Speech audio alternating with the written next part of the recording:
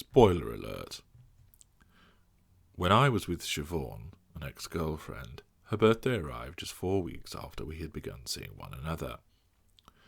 I took her away for the weekend, bought her a beautiful Tiffany bracelet, organised a huge bouquet to be delivered to the suite where we were staying in our hotel, and then took her shopping for a couple of new outfits and some new shoes.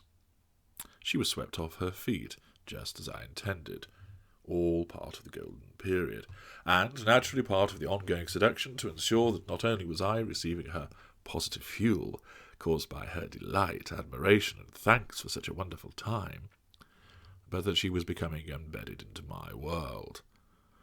All those I meet need to become part of my world, attached to me.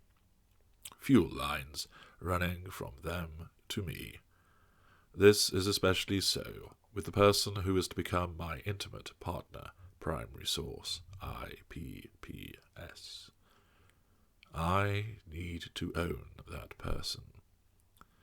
I need to draw them into my world, ensure they are completely subsumed within it, and thus they will be under my control. I truly want them to succeed because they show such promise. They demonstrate that they have the ability to fulfill the prime aims and deliver what is required, which in turn will give me the fuel that powers my construct and this illusory world into which this person has been drawn. When it was her birthday a year later, I didn't give her a present, and begrudgingly went for dinner with her that evening. I ensured she paid. I talked down to the waiter and insisted we leave without pudding, and subjected her to silence on the drive home. I wanted to spoil her birthday because it was about her and not me. I hate attention being focused elsewhere. It does not pose a problem during the golden period, because it serves my purposes to allow that person to have a wonderful and special birthday, because at that juncture, of course, they are the apple of my eye, the light of my life, my flower in bloom, because I am receiving their positive fuel, and I have that need to embed them. Thus, they are painted white. Yet, when devaluation occurs, there is no need to tolerate this state of affairs any longer, and the reality can be unveiled to the bewildered horror of the recipient. There is no need to maintain the artifice. The person is embedded, and if we have chosen the correct victim, and we often do, they will not be going anywhere fast, because they will cling to us in the hope of returning to the golden period. The victim, who, most of the time, will be the IPPS, as this is the person who suffers the longest and worst type of devaluation, has been chosen for their desire to mend things, to understand, and try to establish what has changed, what has gone wrong, and their need to try to make everything good again. This creates an almost indefatigable approach by the victim to remaining with us. Nevertheless, when this devaluation is in place, everything has to be spoiled.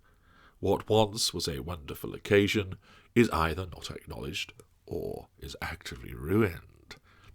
Whereas we once praised and complimented something you had achieved, this too is either ignored, put down, or belittled in some way. My nephew told me he had come first in his school's 100-metre athletics race. I told him I ran a faster time than him when I was at school. A colleague showed me his new watch. I told him I had one which was similar, but mine was better. You've got tickets for a performance tonight. I went last week and it was rubbish. You recommend a new Mexican restaurant that is just open. I tell you that it is attracting the attention of environmental health. Bought a new car, I don't like the colour, and criticise its miles per gallon ratio. The thing is that these comments often just spill from our mouths, especially with the lesser and the mid-range narcissist, before we even have a chance to think. It is an instinctive response, which is designed on whether you are painted black or white to make you give us negative fuel, to assert our control over you, and to emphasize our superiority. Whenever the spotlight is shining elsewhere, if you are painted black, I need to smash that spotlight and train a new one on me. Sometimes the needs of the facade will be that control has to be exerted so that the training of the spotlight occurs in a way where you are allowed to outshine for a moment, but there is no ultimate denigration of you on that occasion. We will then do something where we will then outshine you instead, rather than keep denigrating you in order to maintain the facade. You cannot have the spotlight on you. It has to be on us. It is either smashed or we create a new one to outshine your spotlight. If you have an important function you want to attend, I will pick a fight with you before you go, and then text you incessantly whilst you're at it so you do not enjoy it. I have to ruin it for you. Sam, an ex-girlfriend, loved to garden. She would spend hours at the weekend tending her beds. I would call around during the week when she was not there and take a strimmer to her plants. As the stalk and stems were obliterated, I could feel myself feeling better as I envisaged her dismay at returning home and seeing her garden having been hacked to pieces. That thought fuel that was acquired was most welcome, and of course I would ensure that I just happened to call around later that evening to find her either sobbing at the destruction or raging at the carnage that had been caused. Witnessing her reaction to my spoiling behaviour, even though she did not know that it was me, of course provided me with significant fuel, which was both potent and edifying. Our kind have to cut people down.